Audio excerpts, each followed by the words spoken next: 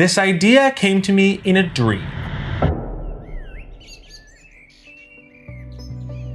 As I toss and turn one crisp spring morning, a palpable sense of pure joy courses through my sleeping body as my taste buds are hit with the robust yet balanced flavors of the perfect burrito.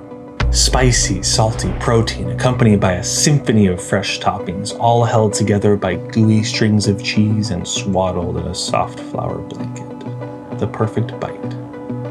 But that's just the thing. It was only a bite.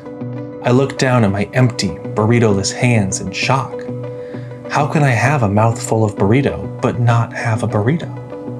It's not possible. In a panic, I look around for a sign, trying to make sense of it all. There has to be a burrito with a matching bite taken out of it. There just has to be. My vision proves difficult to focus and my movement is slow and unpredictable, but I press on for answers. I find nothing.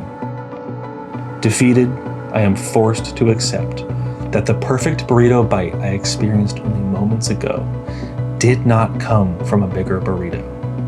As improbable as it sounds, it must have simply appeared in my mouth. Matter created from nothing. Every theory about the universe dismantled with one delicious, savory rip in the fabric of reality. As I ponder this quandary in fear of the broader implications of this phantom burrito, a shadow emerges in my peripheral. I turn to see a hand reaching out of the dreamy fog.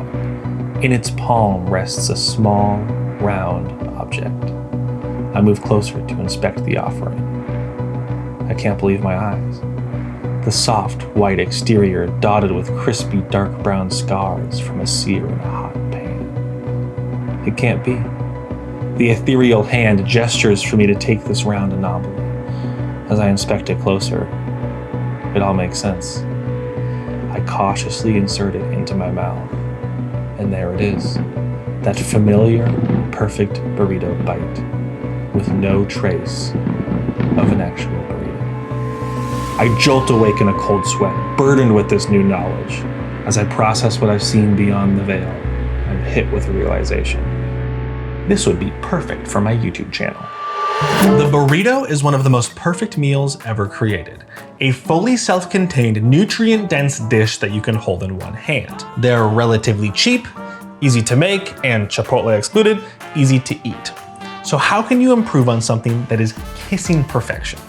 Well, you probably can't, but maybe, just maybe, you can turn it into a ball. Mac and cheese balls, meatballs, cake pops, snowballs, arancini. The most whimsical foods are spherical, and that is a fact. There's just nothing quite like popping a tasty little morsel into your mouth.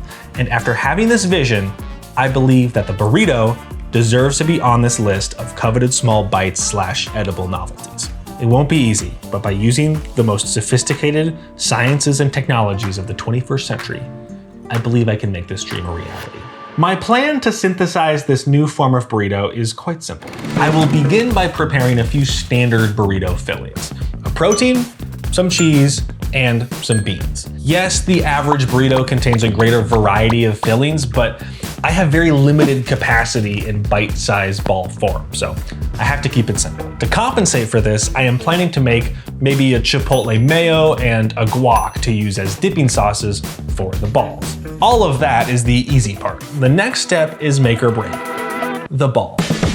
My idea is to make dough for flour tortillas, and then instead of pressing and cooking them, I will press them and then fill them like you would a ravioli or a dumpling. Once I have my little burrito dumplings, I will then sear them in a hot pan and hopefully achieve the right texture and get those hallmark crispy brown sear marks of a great burrito. In theory, this all sounds great. I've run the numbers, the math checks out.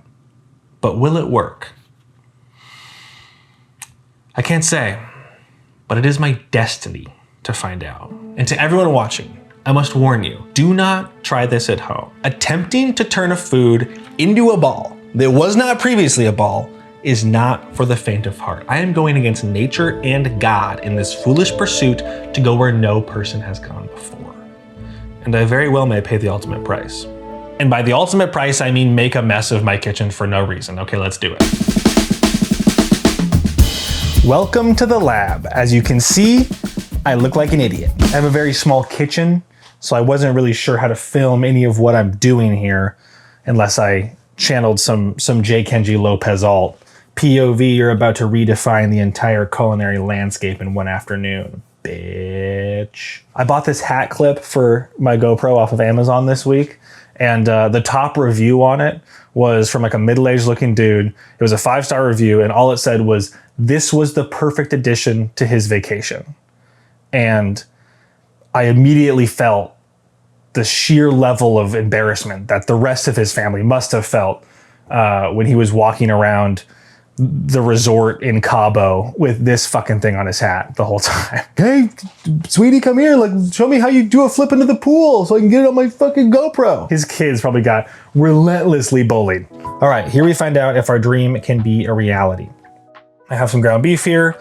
It just has basic white people seasoning in it. I have some black beans here that I've just sauteed in a little pork fat that I had in the fridge. Then I have our cheese, which is just some pre-shredded cheese. Ideally, probably would grate my own, but this was in the fridge, so I'm gonna use it. First, we need to make our tortillas. I have some flour, we need some water, some oil, and a little bit of baking powder, I believe. There we go. And then we'll have our tortilla dough, and then we'll make the balls, sear them on the stove, and see what happens. Well, I've never actually made flour tortillas. I make corn tortillas pretty often for tacos, but I've never actually made flour tortillas, so we're gonna see. I'm just gonna do 1/3 of this recipe because I don't need 16 servings of tortillas for this.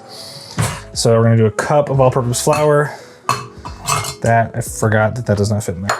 Okay, and then we need a pinch of salt. It says a teaspoon of baking powder, but I've cut this down by into 1/3 of the recipe, so something like that, maybe. That looks like about 1/3, sure. Okay, and then we need neutral oil, which I have up here, and some warm water. Wait for that to warm up. This thing is heavy on my head. Like it's kind of fucking up my hat. The trouble I go through to create content. Just get a little warm water here. So we'll add our water in here into our little well, and then we'll add our oil. I'm just gonna eyeball 1/3 of a cup of oil. That's gotta be about 1/3. 1/3 of 1/3, right? Come on. That's a little less than half. Yeah, it's gotta be about 1/3. Pour maybe pour a little bit back in. That's gotta be about 1/3. Precise, I know, but we're gonna just go with it and see what happens. Put it onto our work surface here, and I think it wants us to knead it. I'm going to knead until it is smooth. Kneading dough is pretty fun. It's kind of therapeutic. It's just an edible stress ball, I guess. I think this is smooth enough. It wants us to divide this into balls that will be big enough to make like 6 to 7 inch diameter tortillas. We obviously do not want them to be that big. So let me weigh this and see how big it is. POV, you're in the sun. We want these to be small. I'm thinking maybe like, I mean, right? Because we'll flatten them out and we'll kind of fold them over. I'm gonna say, we're gonna start here. We can always adjust. How much does this little ball weigh?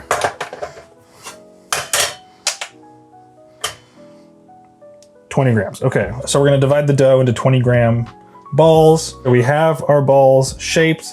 I am going to cover them with a towel and let them rest for about 15 minutes, I think it said. I'm gonna do a J. Kenji Lopez alt style snap transition and say that we will start flattening the tortillas now. Okay, we're back. Our dough has rested.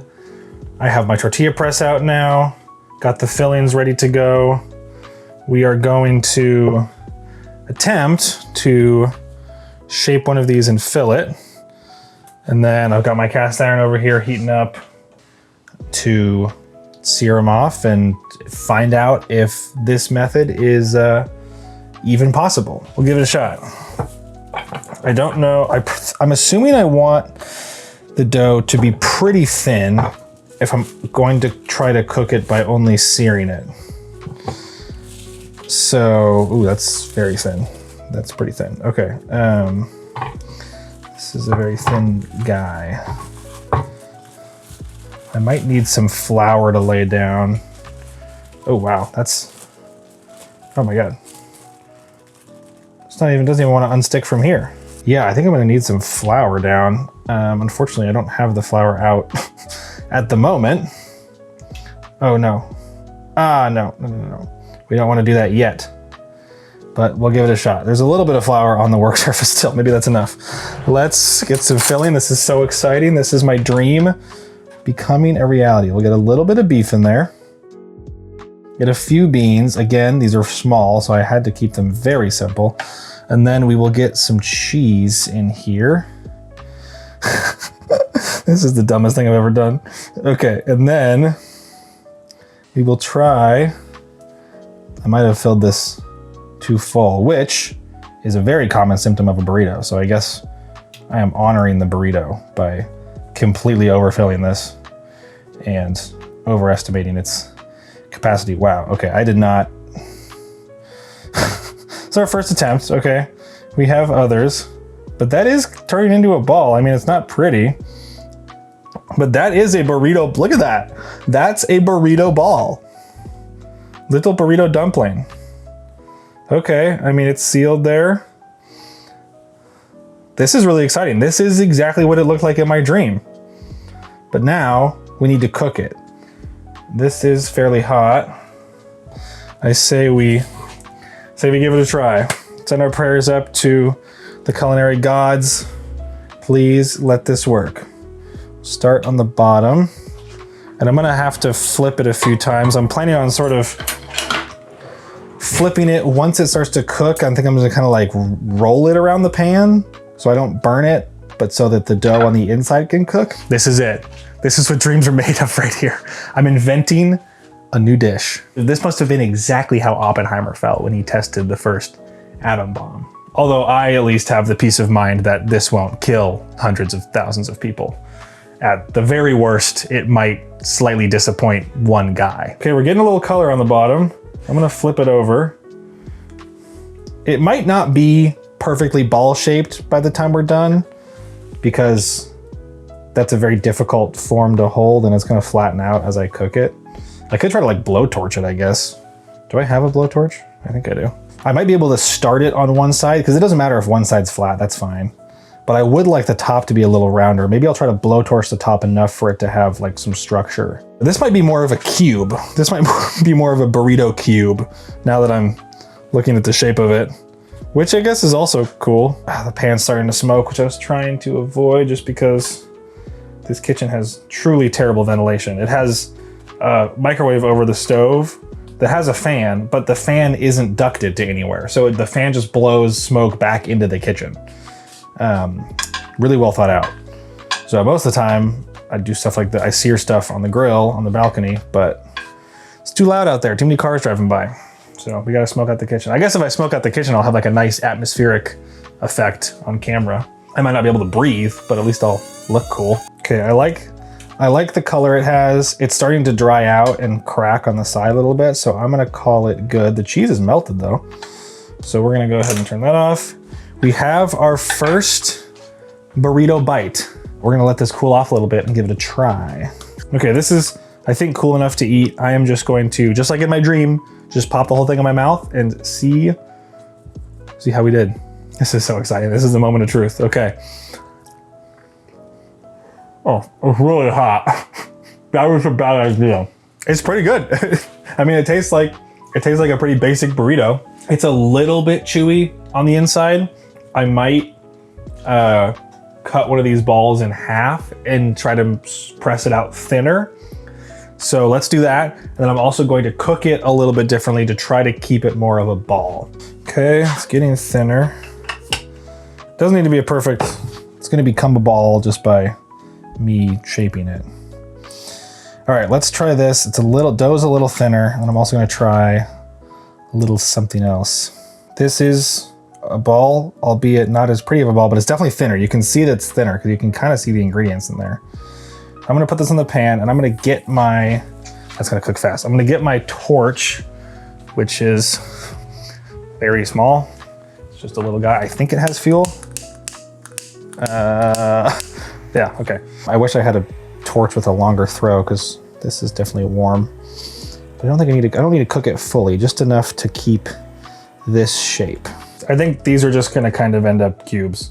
If I had a bigger, like a creme brulee style torch that has a much bigger flame, I might be able to cook the whole thing with this, and then it might keep its shape, but I don't. I just have this little one. So these might end up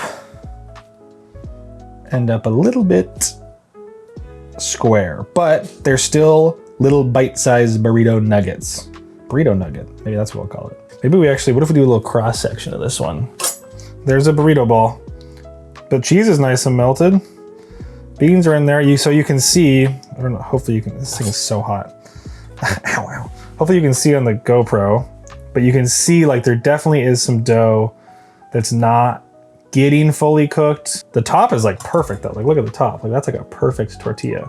Bottom is just a little bit thick. Let's try it, see how this one turned out. Yeah, it's good. I mean, it tastes like a little burrito. All the flavors are there. Especially when I make like the dipping sauces for it, the guacamole, the chipotle mayo. I think that's a success. I think we've successfully created the burrito ball. It's a little bit more of a burrito bite or a burrito square, but considering this came to me in a dream, like it turned out pretty close to what I was imagining. So I'm gonna make the rest of the balls. I'm gonna make the guacamole, the chipotle mayo, and then we'll plate it all up and chow down, see what our final thoughts are, and see if we made this dream a reality. I'll see you at the dinner table. Don't be late.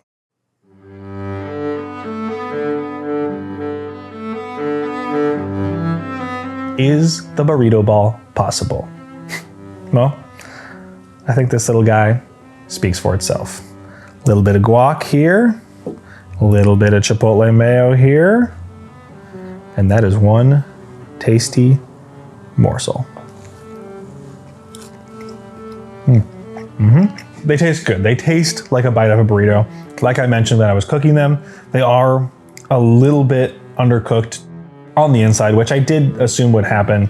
It's really only on the bottoms where the dough is a little bit thicker. The tops are actually really well cooked, but the bottoms where the dough is folded in to seal it, it's a little thicker, little bit doughy on the inside. But ultimately, I accomplished what I set out to make, the perfect burrito bite. And especially when you combine this with the guacamole and the chipotle mayo, it's quite a delightful little nugget, because it is more of a nugget. It's not really a ball, it's fairly flat. It was very difficult to keep them spherical.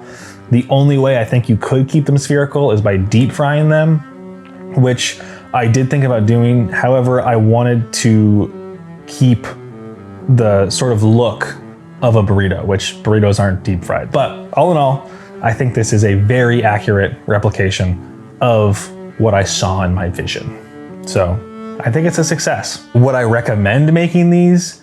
Probably not. They're way more difficult to make than a regular burrito, and they take like 4 times as long because you have to fill and shape and sear each one individually. But at least now the world knows it is possible to turn a burrito into a ball. And that is my life's greatest work. While I don't think I can recommend you whip up a batch of these for your next cocktail hour or Super Bowl party, I do think we've come to the end of this journey, having learned an important lesson. And that lesson is dream on, America, because you never know. Some of them just might come true.